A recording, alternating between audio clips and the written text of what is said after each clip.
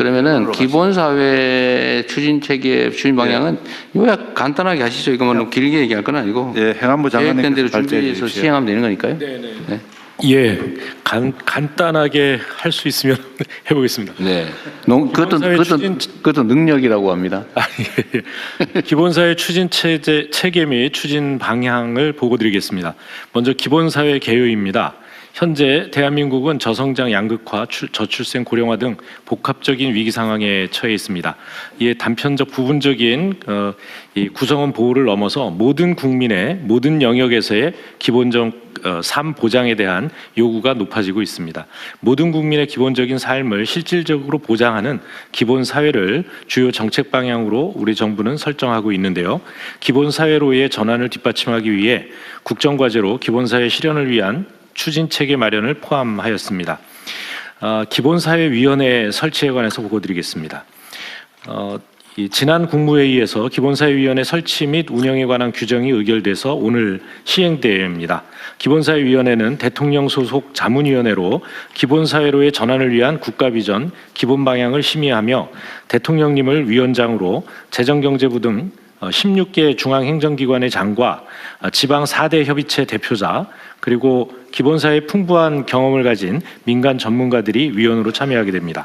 위원회는 관계 부처 및 지방정부, 학계, 일반 국민들이 제안한 안건을 실무위원회를 통해 사전 검토한 후에 본회의에 상정하고 심의 조정해서 확정하고 보고드릴 예정입니다.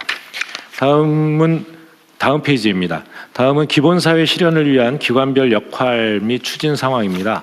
기본사회 실현을 위해 국민의 특성, 살고 있는 지역, 받고 싶은 서비스를 고려해서 모든 국민에게 모든 영역에서 기본적인 삶을 보장하기 위한 정책들을 추진해 나갈 계획입니다.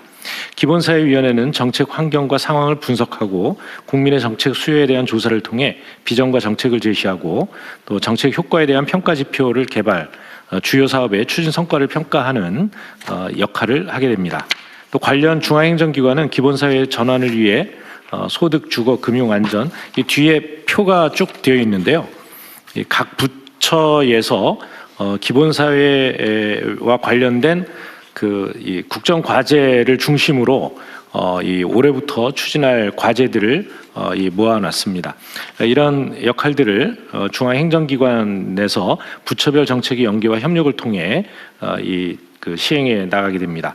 또 각 지방정부는 해당 지역 주민, 시민사회의 소통 그리고 지역 수요에 부합하는 사업을 추진하기 위해 이 다양한 소통 창구를 마련하고 우수 사례 벤치마킹을 통해 지역에 맞는 기본사회를 만들게 됩니다.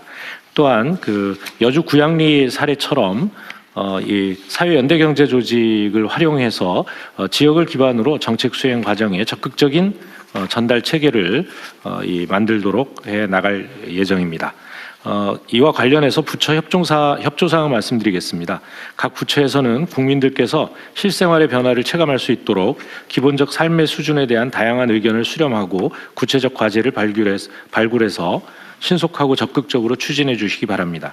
아울러 위원장이신 대통령님과 당연직 위원을 맡으신 장관님들의 기본사회에 대한 지속적인 참여와 협조를 요청드립니다. 이상입니다. 네, 각 부처별 말씀 듣기 전에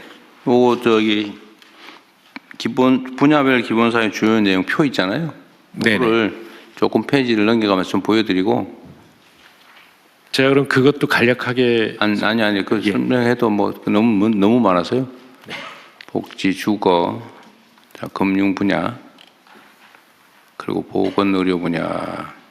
지금 대체로 기본 금융, 기본 의료, 기본 노동, 기본 돌봄, 노동과 일터, 돌봄 분야, 그다음에 교육 분야도 있고요. 공교육이고요.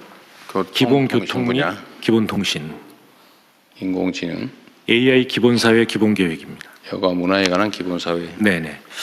이런 정책 목표들을 가지고 있다는 것이고 이걸 세부적으로 다 설명하실 필요는 없을 것 같고요. 네. 각 부처에서 정한 대로 잘 추진하시기 바랍니다. 이건 이렇게까지 하고 넘어가죠. 네. 대통령님, 저 아까 지방정부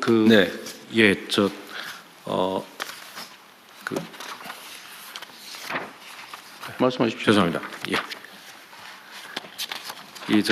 체납관리단 운영과 관련해서 네. 제가 중요한 걸 하나 보고를 못 드렸습니다. 말씀하십시오. 예, 이제 인력을 조속히 확충하고 그 인력들의 이제 생활임금 또는 적정임금을 유도하기 위해서 이제 그 정부에서 그 체납관리단을 운영하는 지자체의 인건비의 일부를 보조해 주셨던 일부를 보조를 해야 되는데 현재 그 예산이 확보가 안 되어 있습니다. 그래요?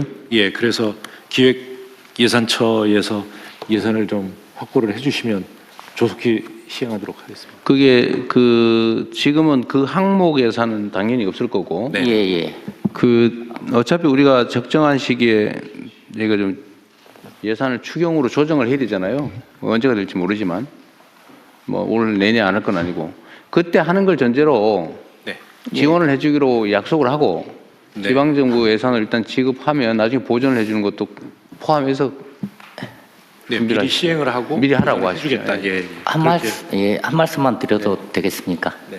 근데 이게 지금 중앙정부 세입이 늘어나는 게 아니고 이게 지방정부 세입이 늘어나는 측면도 있고요. 이거는 또 명백하게 보면 지방자치법 13조에 보면 지방세하고 관련되는 것도 지방자치사무인 측면도 있고요. 네. 그리고 이게 성남시하고 경기도에서 시행한 선례를 보면은 그때는 성남시가 다 부담한 적도 있고 경기도하고 성남시가 반반씩 부담한 것도 있습니다. 그래서 이거는 지금 이렇게 국가에서 무조건 지원한다라고 확정짓지 마시고 좀 그런 사정들을 종합적으로 좀 살펴보면 안 되겠습니까? 그러세요 그러면. 네. 오늘 확정하지 말죠.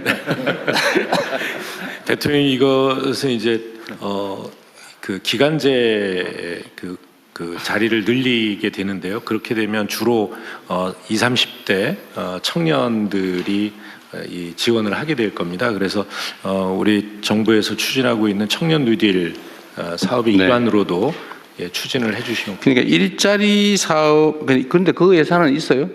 그거 없잖아요 그것도. 예, 없습니다 지금은. 그러니까 그 부분은 그러니까 이게 어차피 세입 들어봐야 지방 정부 거고 예, 실제로는 이게 절대 손해가 안 나거든요. 예, 그렇습니다. 이건 뭐 예. 실제 경험적으로 그렇기 때문에. 예.